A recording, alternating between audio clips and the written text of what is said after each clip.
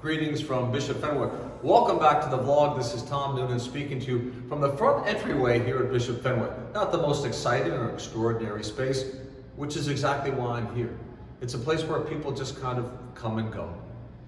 So the grace of God is at work. As I was driving to Mass this morning for the Catholic Schools Foundation, I was thinking and praying about this beautiful passage from Matthew 25 that we often hear at the end of the church year, the Feast of Christ the King. You know the passage. I was hungry and you gave me food. I was thirsty and you gave me drink. I was in prison and you visited me. Sick and you comforted me. Or, I was hungry and you didn't give me food. I was thirsty and you didn't give me drink. I was naked and you didn't clothe me. I was a stranger and you did not welcome me. They chose that exact same reading for the liturgy this morning. And why am I thinking about that? I'm glad you asked. Because in the last week, my wife and I have moved. And we've noticed, because of the transition that we experienced, far less than anybody in the gospel passage in terms of pain and suffering, we've noticed how much the importance of acts of kindness are for us. I'll give you two. There's a person at Lowe's, this woman who was extraordinarily gracious to us as we tried to sift through like 4 gift cards that were 6 or 12 months old. We went to buy a small table with 2 chairs that weren't matching at a local furniture store. And this guy was so generous with his time. 2 chairs and 1 table, not even matching. He was carting stuff back and forth the whole furniture place. What a difference that made for us. And what a difference we can make in the lives of others. And I see that here at Fenwick. Just last night, I was here for the cross-country dinner. And what an amazing thing to hear the coaches extol the virtues of our students, to talk about their many sacrifices and their many successes. Just before that, I received a letter from a guidance counselor here who was talking quite thoroughly and thoughtfully about one of our students.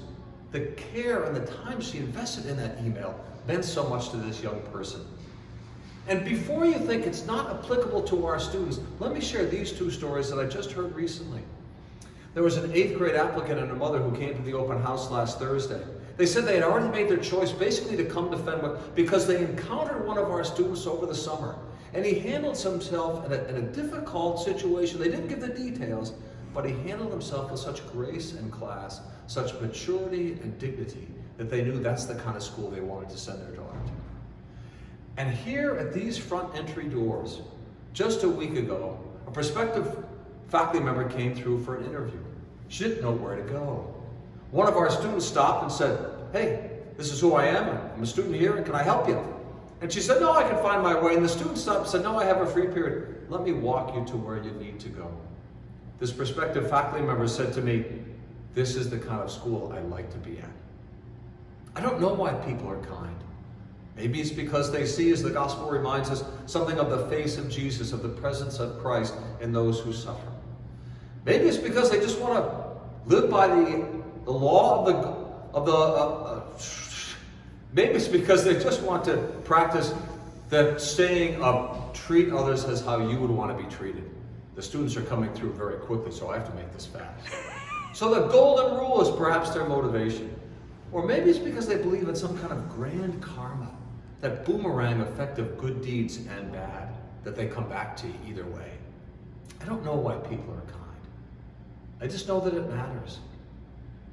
So in your life and my life, when people are coming and going, let's make every effort to be kind. I wonder if anybody's talking about anything I did for someone. Maybe not.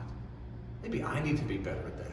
More attentive, more gracious, more compassionate, more kind. I invite all of us this week at Fenwick to do that. We'll see you at the fall play this weekend. Have a great week. Take care.